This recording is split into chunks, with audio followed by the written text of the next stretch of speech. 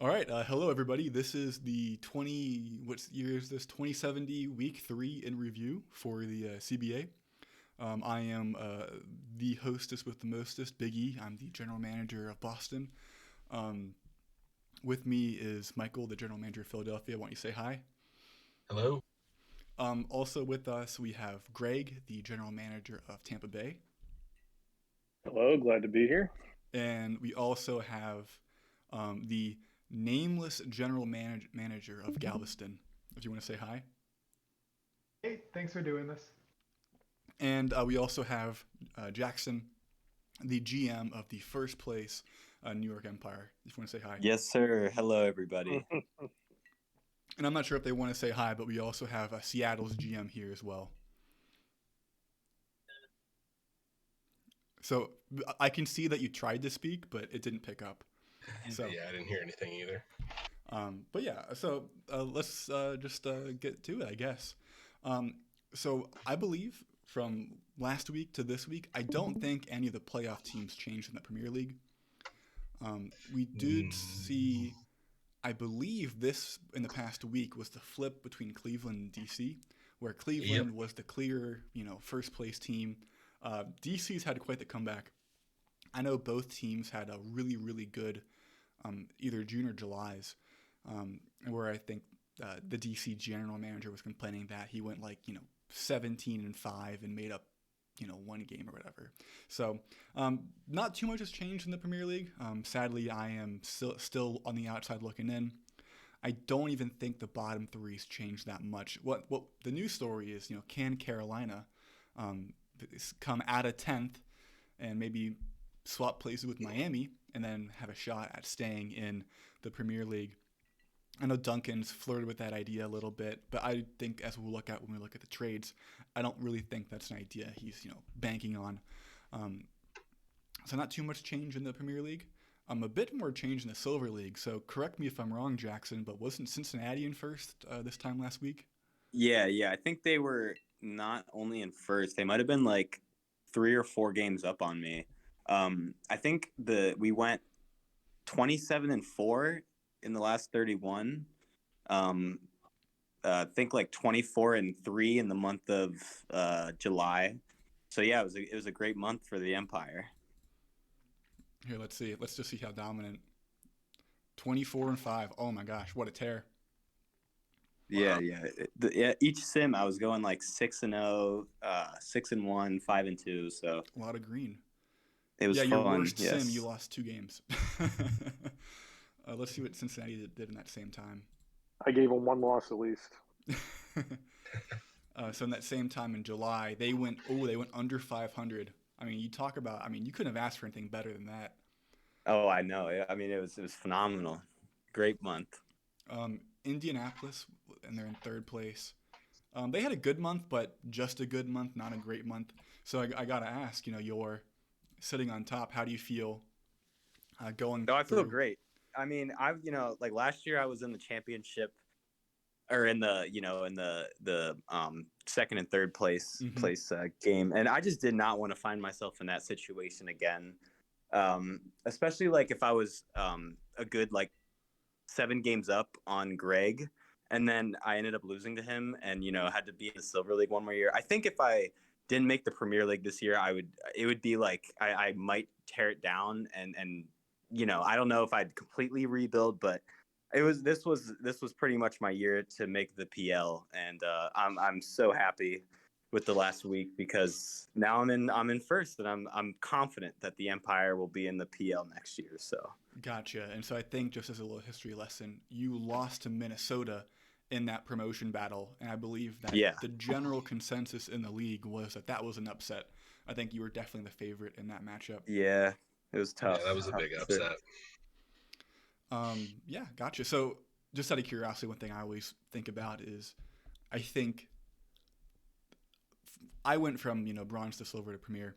The team that I won the bronze league with, though, I thought was better than the team that I won the silver league with. So do you think this year your team is just better, or do you think there's just less competition? I think my team's definitely gotten better. And honestly, one of the main guys is the guy you traded me, Jesus Guerrero.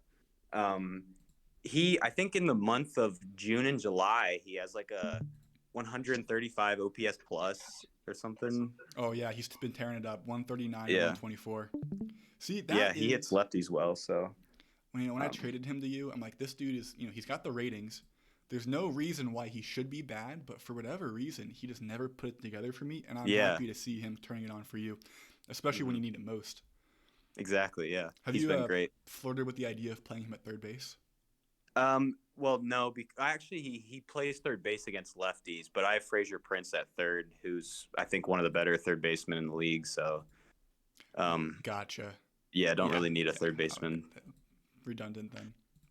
Okay, And that then makes my sense top why three- you play him versus lefties. So go ahead. Yeah, exactly. My top three, I think I'm getting carried by my top three pitchers. Even Adam Pitts has been good, but Rumpf, Burford, and Price are just phenomenal.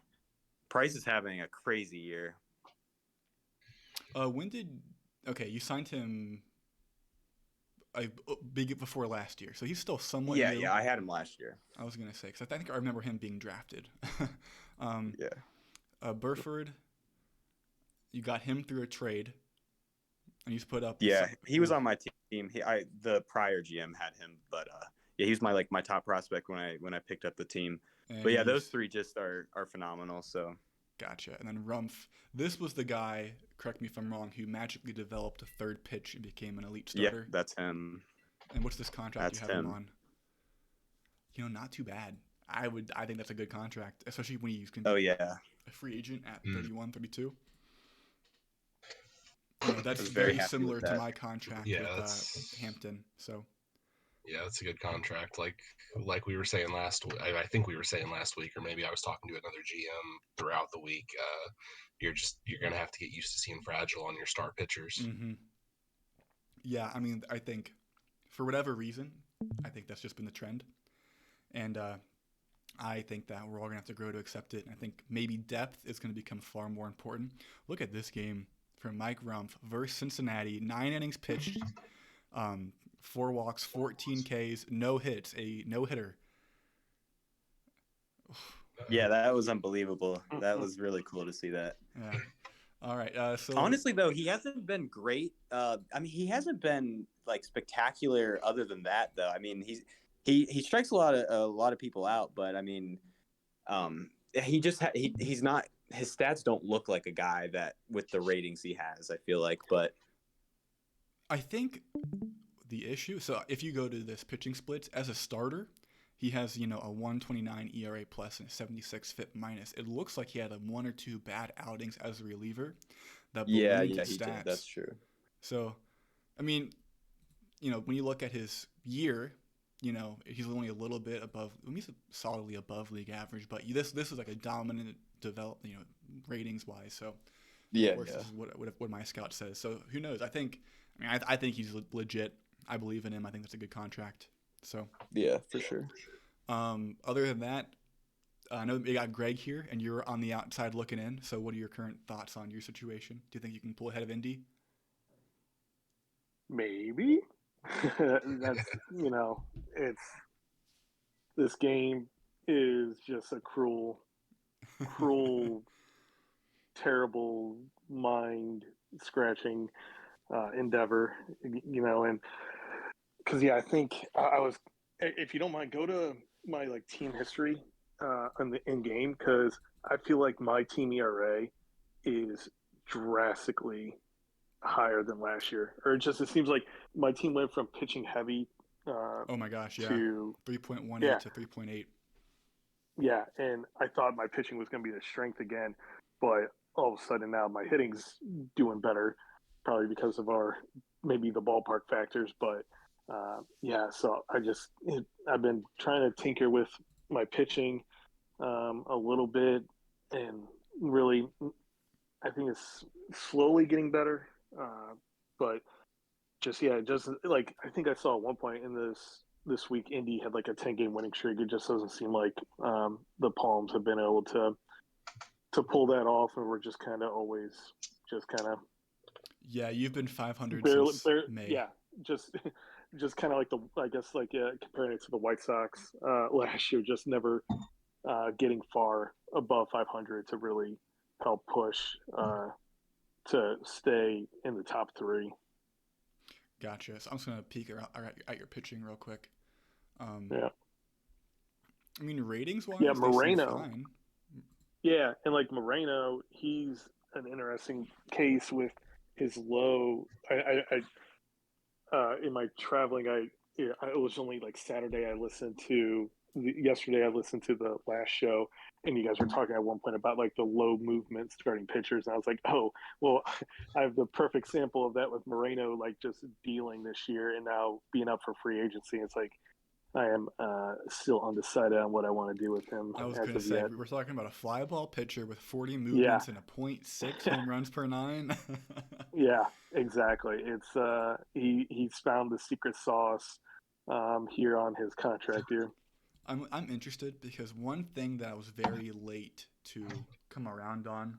So famously, 4 or 5 seasons ago, Duncan, the GM for Carolina, went like maybe even more, like 8 seasons ago, went all in on lefties, and that helped him tear through the BL and the SL to the PL, and where he won back-to-back TOCs. And he was saying that in this league, lefties outperform their ratings. And Moreno, I mean, let's even just turn back the clock to last year. He put up 2.5, 3 WAR. Like that's 2 solid seasons in a row. Even if this season is very much like might be an outlier, and he's a bit of an asshole too, but Yeah. he's durable. I don't know. I think he's probably going to get a lot of money in free agency just because. I think if you're a BL team, probably take a look. You'll see who else you got. And if you got if you have the right ballpark that can help. Oh yeah. Even if the home runs come back to not being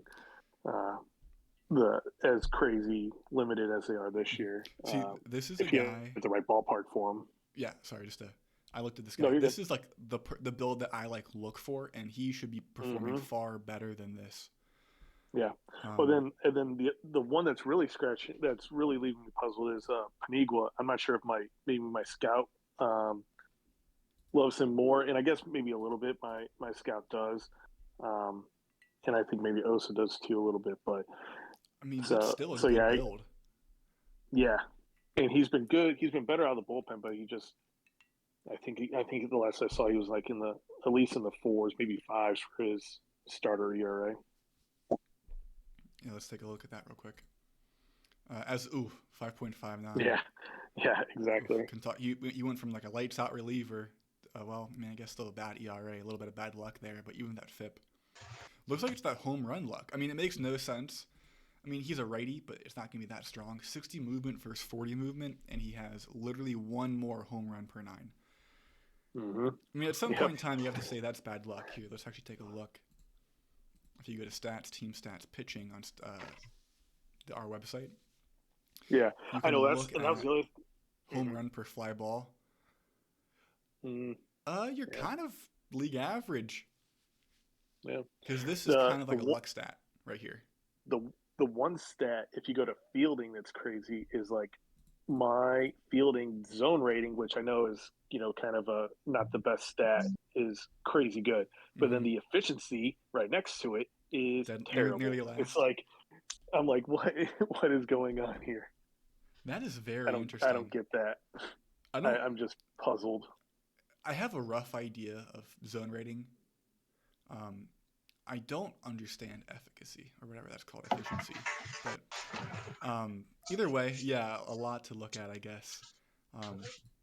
Maybe a bit of bad luck with the pitching.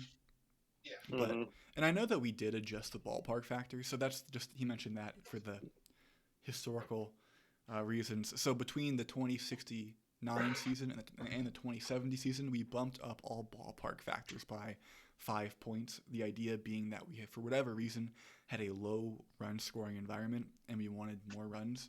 And it has a small effect, but not when you look at your history of going up, from a 3.18 to a 3.79, not that much, So yeah, and for a little more context, the change from out of the park 22 to 23 just kind of took a lot of like save games. It just kind of took a lot of offense away. So with some testing that I did, bumping up the ballpark factors by 0.05. So like if everything was ones, then it would go up 5% to 1.05. But that 5%, it kind of showed that would kind of, bring the average, which I think is for me was a big area where like I think a few leagues like we barely had 3 players hitting 300 in a 10-team league. Yeah. So I think so far it looks like the offense is kind of looking a little bit better. Yeah, I've noticed that too. It's definitely a little stronger, and that makes good hitters and good pitchers it's even that much more valuable. All right, so let's just take a look at the rest of the Silver League for a little bit. Salt Lake City, Chicago, and Mexico City. I don't think that's changed too much. I know Mexico City's been very low. It does look like there's a lot of teams that are still pretty close to that 8 or 9 seed. So it'll be interesting to see how that plays out. I know Las Vegas added a pitcher, but that's probably just to ensure that they stay in the SL as opposed to going down in the Bronze League. And looking at the Bronze League, I think the big change is Detroit has, I think, marched into first place. I don't know if they were in first place last week, but it was far closer. And we've seen Vancouver kind of fall out of favor. Detroit is now looking like they kind of have it on lock beyond just, the large run differential. They're 6 games ahead. They're still a really, really good team. Yeah. Vancouver and Orlando, I think it was 2, then 3. Then the rest of the Bronze League, I can't recall off the top of my head. Michael, you were 9th last week, weren't you? Yeah, Los Angeles has been at the bottom. I actually climbed up to 8th for a little bit during the week, but we fell back to 9th again. Gotcha. Yeah, I think it's going to be tough. I'm going to take 9th soon from you. That was Seattle chiming in. Yeah, it'll be interesting. So let's just take a look at Detroit real quick.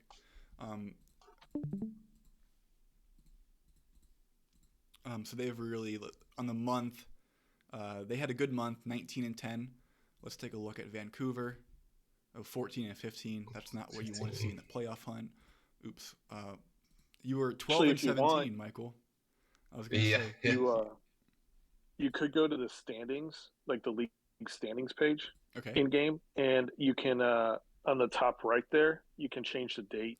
Oh my gosh, that's a game changer. Yeah. So let's go to. So right now, this is the 4th of August, aka today. Let's go to the 4th of July. We're getting very patriotic in here.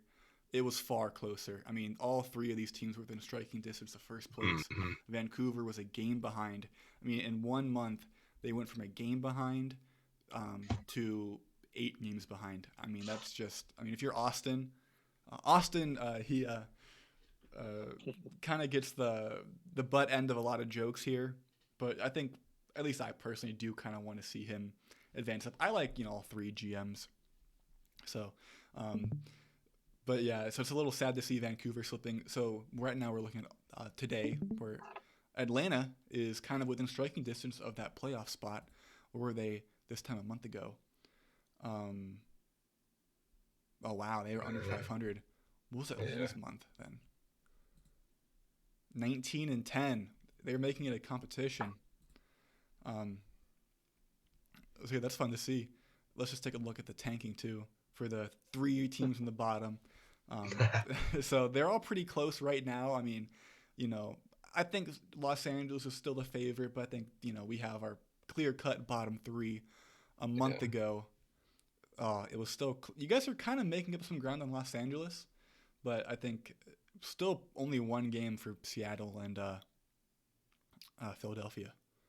Yeah, I think I went into the last sim on like an 8-game losing streak of that of that one. So, but don't forget, it's all about the elo, not necessarily the record. Mm-hmm. Yeah, even for the short time that I was actually in 10th place, Los Angeles was still had the first pick.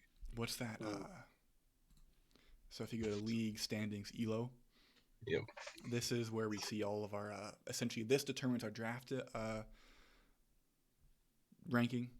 So if you look at ELO right here, Los Angeles, it's still pretty tight. It's far tighter between Los Angeles and Seattle than Philadelphia. That was not what I expected to see. So right now, Seattle, you get the second overall pick over. Let's go. Yeah. Yeah, I had the you call it a benefit or a detriment. I had the good pitching until I traded it off, so that put us on a good foot to start, which we didn't need, going for 1-1. Yeah, so it'll be interesting to see how this goes. I expected Mexico City to be far lower because I know that they've been very much with the three of you attempting to be pretty rough.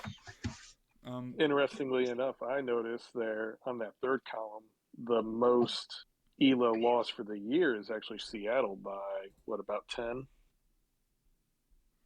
For at least the Yeah. Like year to year, between the three Yeah. tanking Bronze League teams, yeah, no one's gotten worse than Seattle. You've tanked the best. Minus Yes, Duncan. I do. All right, so you guys ready to start going over some of the trades? It was a trade deadline, and I think this was a pretty sleepy deadline. I'll speak for myself, and I was looking to be a buyer. There was like no good players on the block, and the issue is that Phoenix was actually shopping some players, but Phoenix is going to give me a very steep price for any players I ask about. So it's like I really can't trade with Phoenix. So, all the Bronze League teams and the Silver League teams that were trying to do stuff, I mean, it was a pretty sleepy deadline. And I think I speak for a lot of the teams that were looking to buy is really, I think personally, due to the chaos that happened earlier in the season, where there's a lot of trades in week 1 and week 2, all the good players really got moved. I ended up having to get a little creative. I considered a trade with Detroit that kind of fell through. Understandably, I don't hold it against him, but I'm trading with the best team in the Bronze League who's not supposed to be selling. So just to show how, the talent has been spread out pretty dramatically. So let's get started. The first trade of the week was a third-round pick where Las Vegas bought Mark Lepore with a third-round pick. So once again, they're really trying to stave off the threat of relegation. Let's take a look at Lepore. He's on a contract that's pretty expensive, and that there's no retention. Be cool. All right, WordPad just died apparently. No, it didn't. Okay, so there's no retention on this deal. A third-round pick. So kind of a salary dump for Phoenix, but at the end of the day, if you're Las Vegas, you are picking up a pretty good pitcher. Yeah.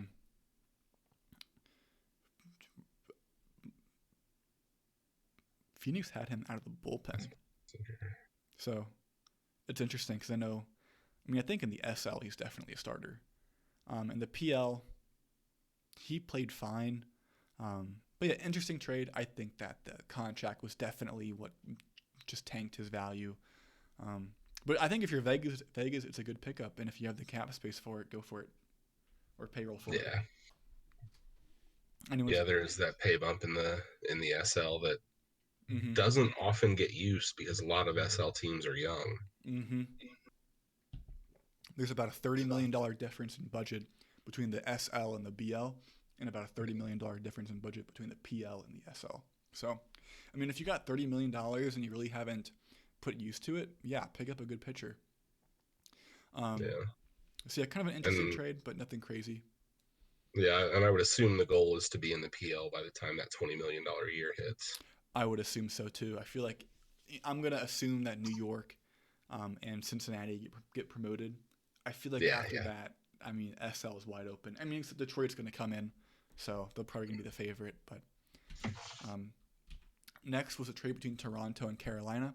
Pretty boring trade. We do have a New York Empire legend in Tony American being sent to Toronto, really just to move back a couple spots in the draft.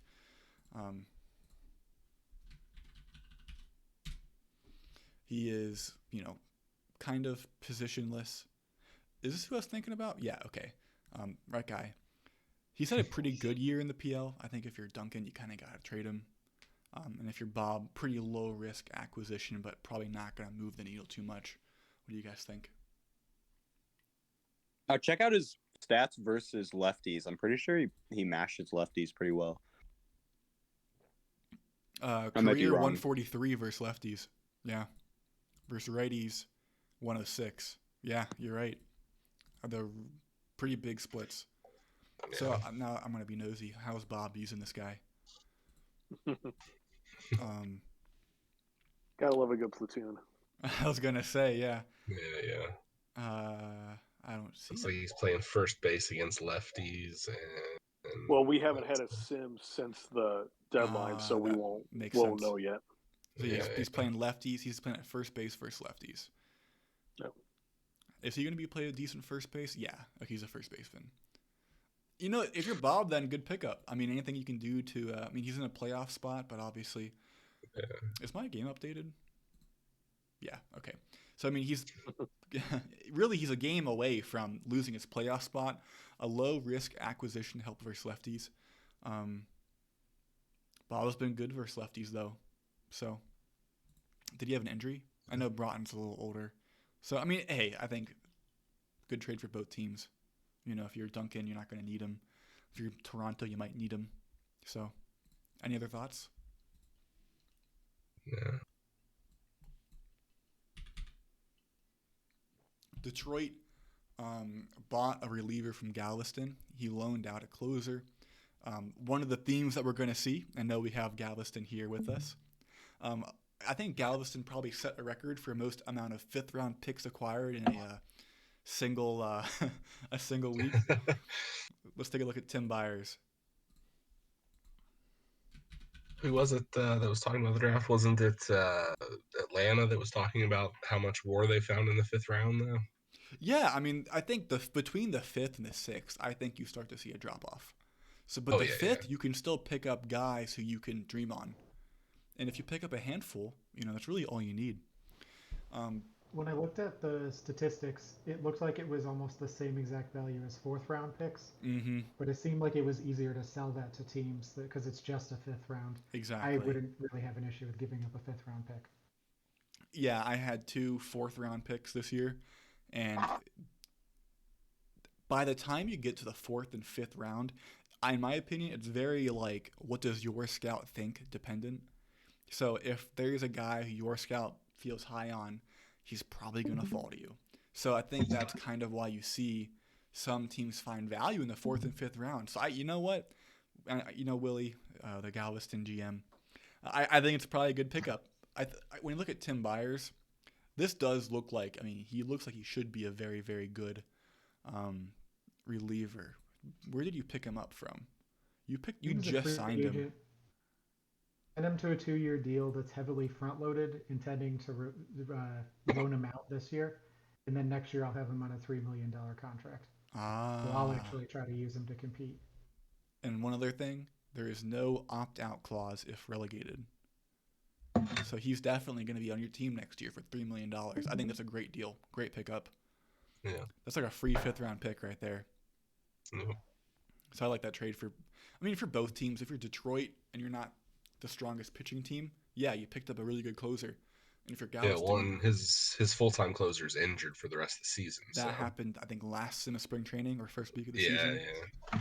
So yeah, the more I look at that, I like that trade for both teams. All right, moving on. Another 5th round pick. You acquired a 5th round pick for Bill Vasquez.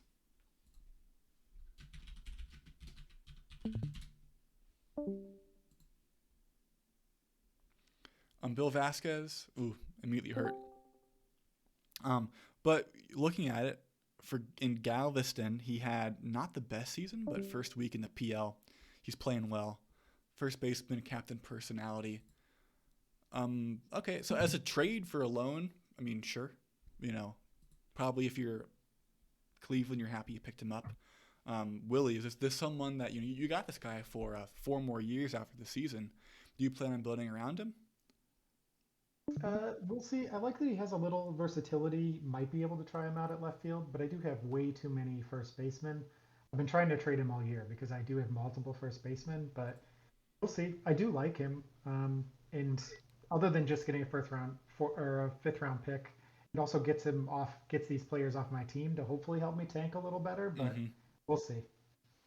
Yeah, I think it's a good call. I like the trades. You probably, if you really wanted to, you probably could have got like a third or a fourth for these guys, but at the end of the day, Yeah, I've been trying. They've been on my trade block pretty much all year. Been trying to get a third or a fourth. Gotcha. I mean, yeah. I mean, if no one's gonna offer it, no one's gonna offer it. So, but I think I think it's a good trade for both teams. The rich get richer. Cleveland gets even better. So.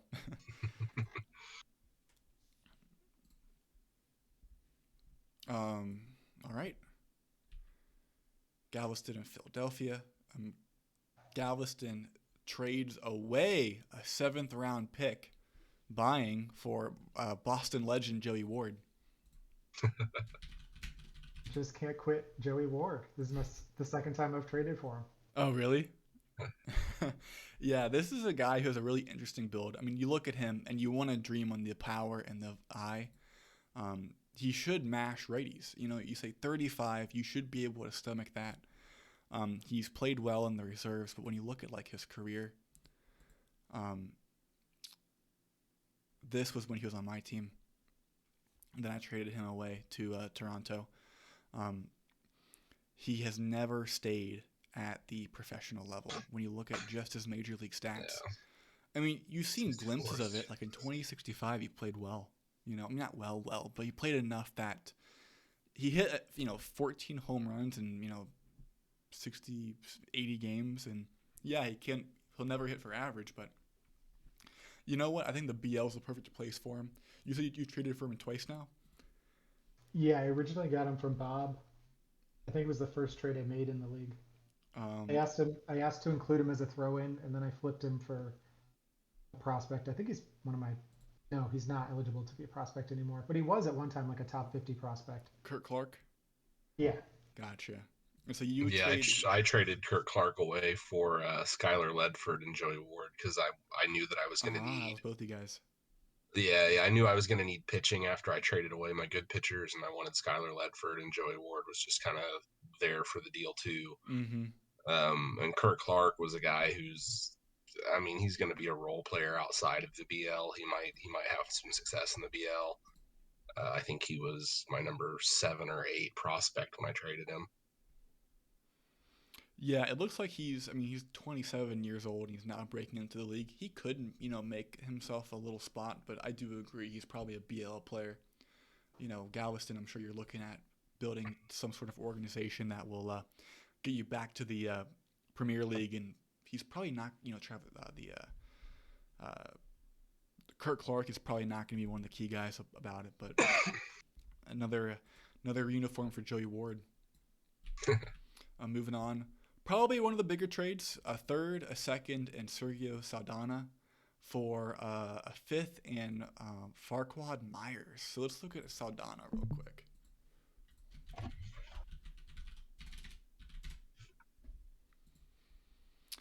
Not a bad catcher. Defensively, he leaves a little bit to be desired, but that bat, not horrible. He's never going to be a starter, but for like a second catcher, sure, why not? Yeah. He played well in Div A. He's young enough that, who knows, maybe. And he's definitely like a catcher, but like starting versus lefties maybe. So a pretty good throw-in for a 5th and Farquad Myers.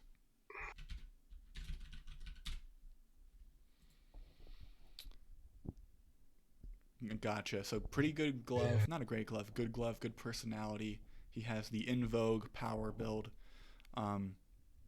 He played well in the Silver League. I mean, he's on the year he put up nearly 2 WAR. Not a bad pickup for Phoenix, honestly. Because a lot of teams, my team's definitely one of them, have really poor hitting catchers. So to acquire him, yeah, he's going to be probably a free agent after the year. I'd imagine maybe one more year after this. We were talking about a guy who historically has played very, very well. I mean, it was in the Silver League, but he had a 3.6 WAR season, a 2.4 WAR season, then a down year. Then he kind of bounced back. I wonder does he have platoon splits? No. For a catcher, I think it's a good pickup. The more I look at it, I think it's a good pickup for Phoenix. Yeah, I agree. Yeah, he's a good starting catcher. Mm-hmm. Especially when you talk about how bad the catching situation is in the league. And if you're Salt Lake City, you get a decent catcher, not someone you're going to build around, but then you get a second and a third.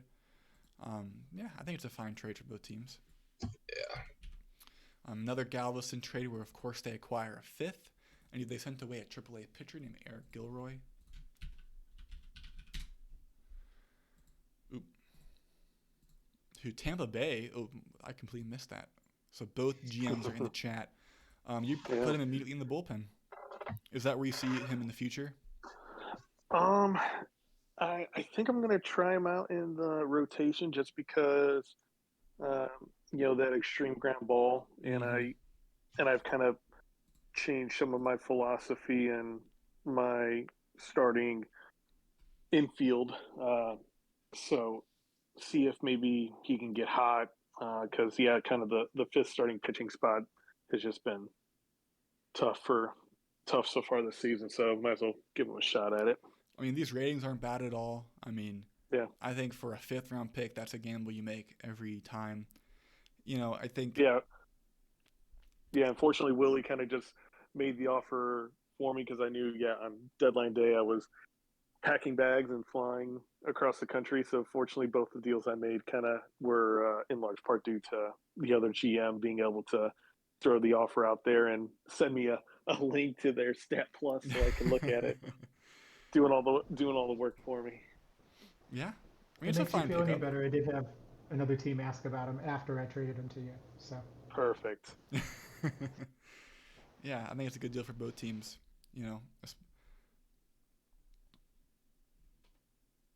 And funny enough, a 12th round pick of mine many seasons ago. Oh, really? He's coming home. Not a pick I made. That was Otto. Okay. I mean, 5th round or 12th round. I'm sure you're not, drawing over all the players. New York and Philadelphia. Well, plus, look how he developed. You never know. I mean, Pierce Andrews was a 12th round pick too? Yeah. 10th round. Yeah. 10th round, yeah. But yeah, it's always cool though with Out of the Park is when you have those randoms that, those random late rate picks that to actually turn into good players. Mm-hmm. Yeah. So New York buys Tyler Parisi with a 5th round pick. Let's take a look at Parisi. Parisi, it was a case of he was walking at the end of the season, and I was the only thing anyone offered for him. So then you make that trade every single time. I mean, better to get something from him than nothing. Exactly. Interesting to see what New York is going to do with him. So he's probably a second baseman. He's probably I would put him at third base because he has that crazy arm. Yeah. Let's see what New York has right now at second and third. They have Ibarra at second, who is not playing super great. Who else do they have at second? Ibarra at second. He's at third. Jesus versus lefties, and Fraser Prince versus righties. I mean, probably just a depth pickup. I mean, you never know if. What's Omar Luna looking like? I figure maybe he slides Ibarra to DH and lets Parisi play second, or Luna, maybe not. His bat's not super great though for a DH. I mean, if you're gonna DH somebody, you don't want a 103. You want like a 110, 120. Yeah. So yeah, I mean, no risk trade. I think both teams you make it. Hey, I think Philadelphia is the winner because you got value out of someone who you don't have a future with. So yeah, he was the only deadline deal I was able to make. I mean, I tried to come down on everybody. I tried to reach out to everybody that had posted that I thought I had a need, that I could fill for them, but just nothing worked. Mm-hmm. All right, then another Galveston deal with Phoenix. Galveston sent away their right fielder for a relief pitcher. Let's check out Dietz and Ortiz.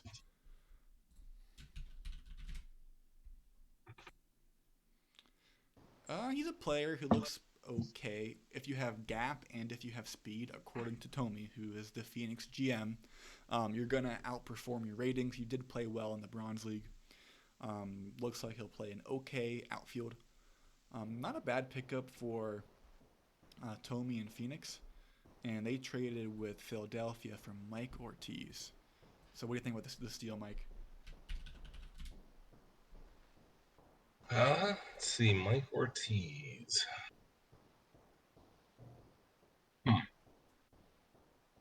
Oh, you're not. I'm sorry. This is a Galveston deal, not a Philadelphia trade. Yeah, sorry. What do you think, I was Willie? trying to analyze. I was like, well, he asked. But yeah, Willie's here, so.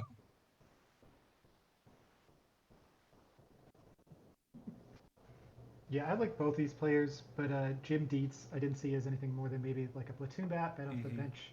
He's defensively challenged. He can't hit lefties, so he's a limited player. And Mike Ortiz, I saw as maybe like a top 3 bullpen arm in my bullpen next year. So I figured I had a bunch of DH types, especially lefties. I figured this guy I'd actually use more. I was going to say, if you really wanted to, you could try this guy as a stopper. He did play well. Well enough in the Premier League. I also like using guys as long relievers. They tend to get a lot of innings that way. You can kind of play around with openers and long relievers. You know, the truth is, I'm kind of with you. I think Mike Ortiz definitely will be good for you for the next 4 years. I think he'll definitely have a spot. Dietz, I kind of agree with your diagnosis that he's a role player. So I'm kind of leaning Galveston. But who knows? Maybe Dietz makes a big hit in the playoffs, and then it's Phoenix will make that trade 10 times out of 10. Plus, I don't really know off the top of my head what bullpen depth Phoenix has. So maybe this is a replaceable guy for them if they're blessed with that depth. Yeah, I think he was in the minors for them, if I'm not wrong. He was what? I think he was in the minors for them. Gotcha. Okay.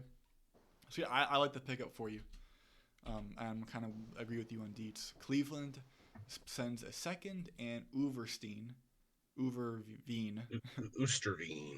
yeah, for shortstop Daniel Badger.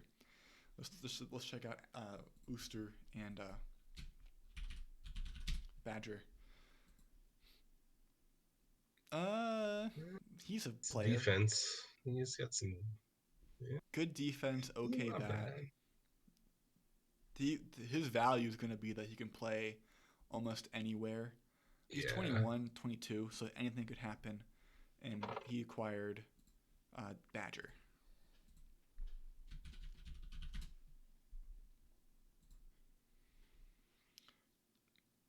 I'm not super high on this guy either. I mean, the bat's fine. I don't know if this bat will necessarily play in the Premier League. I don't think his bat's necessarily good enough for shortstop. So, what do you guys think? I mean, it's hard to find a shortstop who can hit really at most levels. So I think passable bat for the position, but I mean, he's not a superstar by any means. Yeah, I think I'm not super high on Badger. Maybe, Cleveland's scout is. So, I mean, if that's your guy and you got him good, other than that, I kind of think Atlanta won. I mean, they got that second-round pick, which is probably the most valuable thing in the trade. What do you guys think? I mean, we're looking at 2073, so that's, I mean, and it's Cleveland's probably still going to be in the Premier League. So. Yeah, that's probably 58 overall. Yeah. 50 through 58. So. Really, in Oosterveen, I feel like it's kind of, you're almost, Badger is what Oosterveen would hopefully be maxed out. So you're kind of just trading for the finished product. Yeah. That is also true. So yeah, probably a piece for Cleveland that can help them now, giving up a player that instead of waiting on to develop. Yeah, I think that's actually pretty fair to say. Which is kind of the PL way, so. Yeah. All right, moving on. Minnesota and Carolina. Minnesota sends a second and 2 prospects for Floyd Martin. Here, I'm just going to do that instead. Let's take a look at Piles. So this guy was sent over. Looks like a pretty legit prospect. Yeah. He's in reserves. He's played well in reserves. He is fragile. He's a righty. Duncan bought a righty. You never think you'd see it, but good movement, good stuff. 18th best prospect, along with a first baseman named Juan.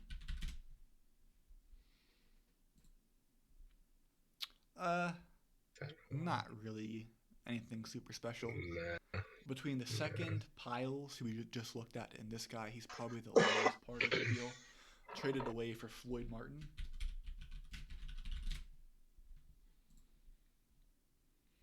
He was playing well. Well enough either way. Right now, I'm kind of leaning Carolina. But I don't know Minnesota's team well enough. Maybe they just really needed a corner outfielder. Plus, he has 4 years of control. So if you do like him, if you believe that he's going to, in the Premier League, put up 120, plus he's got wheels, he's going to steal a lot of bags for you. There's a lot of value right here. I kind of see it. What do you guys think? Yeah, I know Martin was part of Duncan's teardown because he's preparing to go from Premier to Silver, and he's just over the age cutoff for what Duncan was looking for. Gotcha. Plus, I think he's got 4 years of control. No offense to Duncan, but 4 years from now, he's probably still going to be in the Bronze League. So you give him away, you get what you can. I like Piles. I think Piles could be someone who you flip in a year or two. So overall, I think it makes sense for both teams. I am kind of leaning Carolina. All right, we have still a couple more trades. Goodine for a third-round pick and Benoit. I think that's how you say that.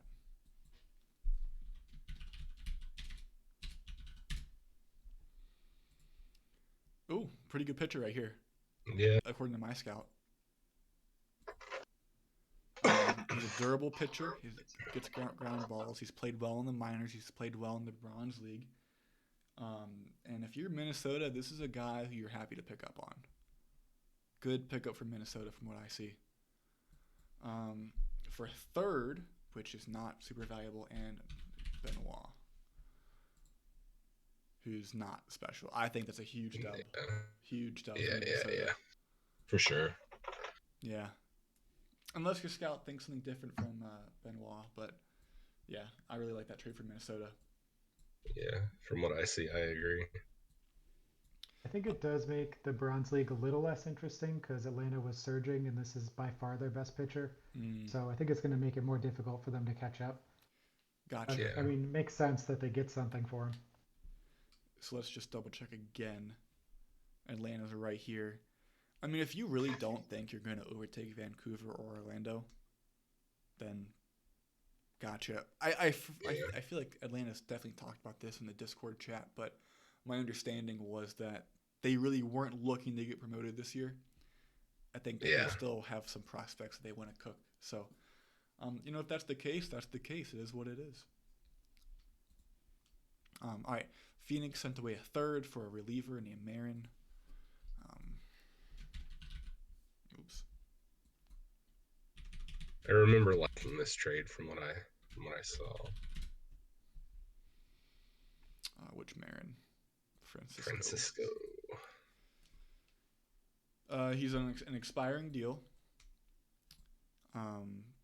Good personality, and he's played well. Good pickup, yeah. For a third-round pick, you can't complain too much. You got a nice veteran arm. He's played well. You got to be happy with it. Especially, I think a third's probably fair value. So good on both teams for, maximizing your value. Especially considering that he's picking up the contract. But if you're Phoenix and you can afford it, A quick note to make on that last trade with Goodine. I thought this was after the case as we were looking at it. It is a loan. Oh, that's a loan? Yeah. Okay, I must have missed that then. That does change a little bit then. Hey, still a good pickup though for the rest of the season. Yeah, no, definitely. No, and then the value makes a lot more sense. I was like, I was like, yeah, okay, really that does make me feel a little bit better about it. All right, our final two deals. Kentucky loaned out Rudge for a third baseman. So let's take a look at Rudge. Yeah, Rudge was a guy that he picked up in a draft day deal because I was in on that trade until the last minute when he went with Rudge over what we had talked about. Gotcha. And So, there were additional pieces in the deal too. But so Rudge, who looks like a pretty solid first baseman, has played well for Kentucky this year. For Birkin Pass. yeah, Rudge having a bit of a bounce back year because we had talked before about how Rudge didn't have any dip in ratings or anything, but he had a huge dip in stats. Mm-hmm. You know, I know Rudge is having a good year, and this is a loan, but I look at Birkin Pass, Greg, and I'm really not seeing anything super special. Yeah. Yeah, for a loan, yeah, it was a piece where, like, and yeah, with his age, I really hadn't come close to really considering calling him up yet. And I have another first baseman I would call up before him that I drafted in the first round. So it was a piece I was good with giving up because with Rudge, my first baseman that I got in free agency, Sakai, just in 2 years just hasn't been able to hit as well as I hoped he would. So hopefully, yeah. So Rudge is going to jump in and hopefully produce against righties because unlike the PL, I think as it's been discussed, the SL is very much right-handed heavy in the rotation, and that's where I think I'm under 500 actually. So hopefully, a middle of the lineup bat to produce for the last month plus. Yeah, I'm very surprised to see Sakai not. He's playing okay, but you know I think you're hoping for a little more. This was a player I think I really liked. I brought him back twice. He nearly won an MVP the BABIP, for me. I think. Yeah, the BABIP has just not been good at all in the 2 years with me. So yeah, 261 is not what you're looking for. You know, but still not bad. But I think Rudge is a good pickup for a team that's looking to compete. You didn't give up anything. Yep. Good trade for you, I think. Yep. Always nice to hear. Last trade of the night between Toronto and Kentucky. Toronto sent away a 5th-round pick to loan out Rios.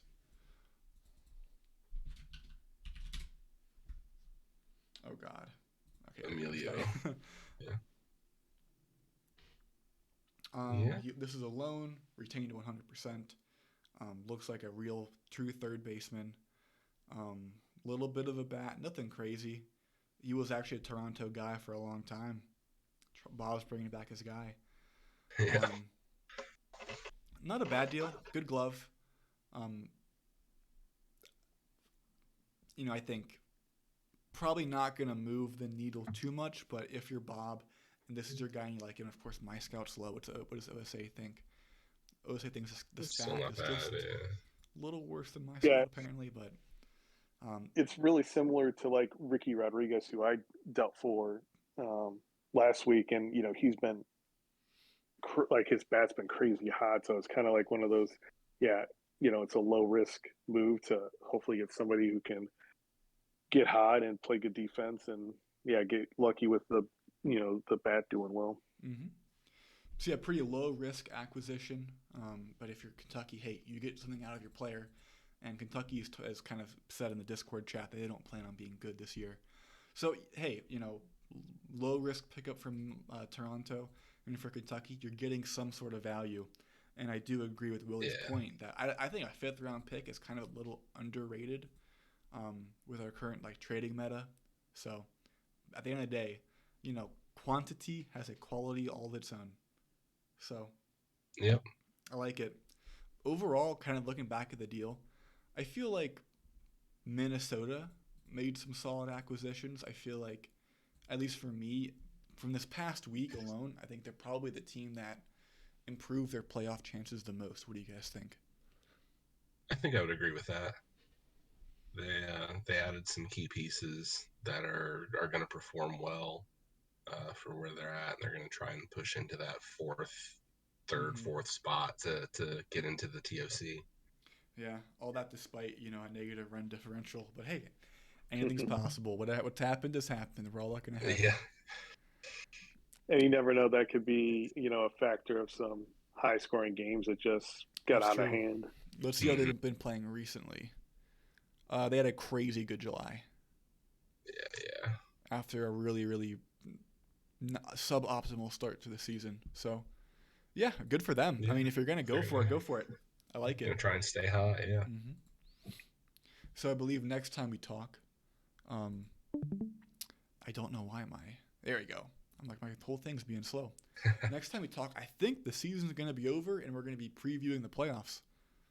Yeah. Probably. Or some either the playoffs themselves or some play-in tiebreaker games, something like that. Yeah, so I guess for everyone here, do you guys think the 10 teams that we're looking at in the green, do you think those are our playoff spots, or do you think there's going to be some teams coming in and out? I think Atlanta has a shot. I think Minnesota has a shot.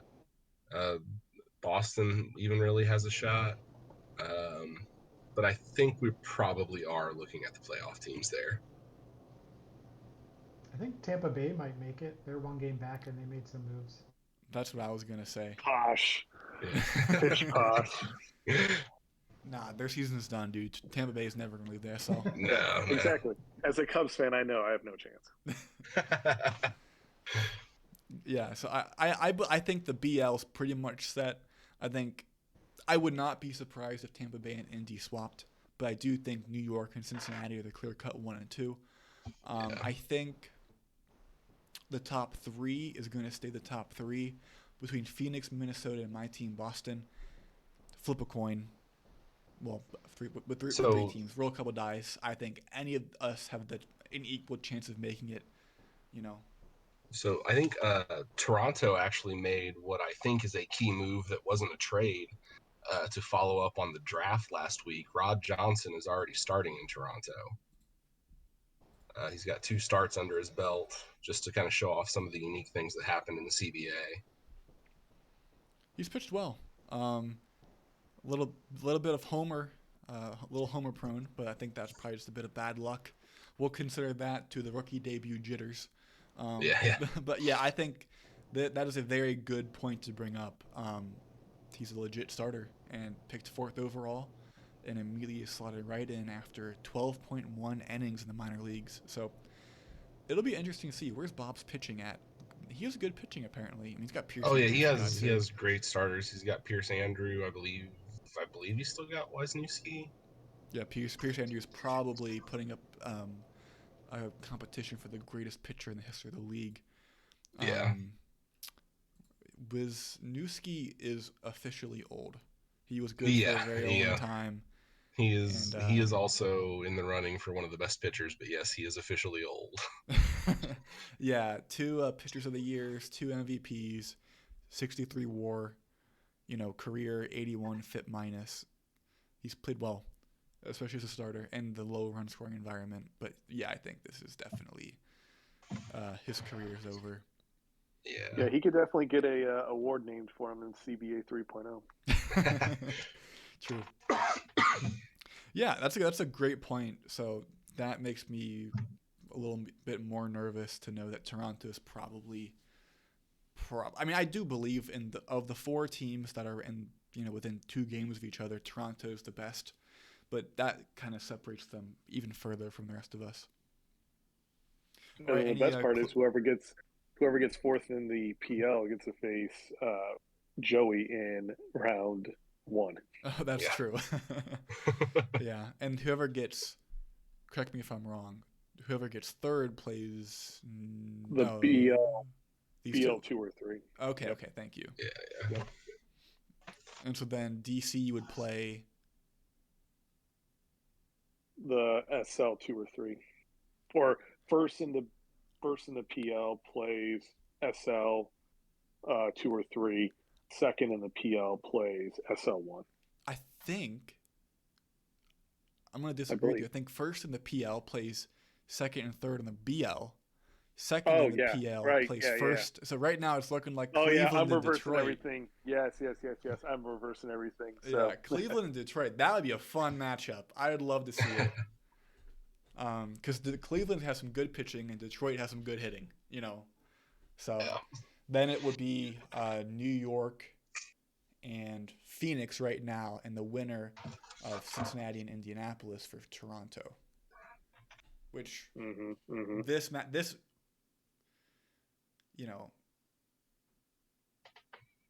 the DC and the Toronto matchups probably are going to be the most clear cut. Phoenix and New York. I'm sorry. Phoenix and New York. I think anything's possible. Cleveland and Detroit. I think anything's possible. So, all right. Any closing thoughts? We've covered It's gonna be everything. a fun week. Yeah, it's gonna be a fun week. End of the season. All right. Good luck to everybody, and hope your guys' teams stay healthy down the stretch. I want you guys to be lucky, except when you're playing my team, which I think only applies to nobody in the in the sim chat. Nobody here today. You guys have some great luck. Awesome. You too, sir. All right. Thank you guys for joining me. Yep. All right. Talk to you guys Thank next you. week. Bye. Bye.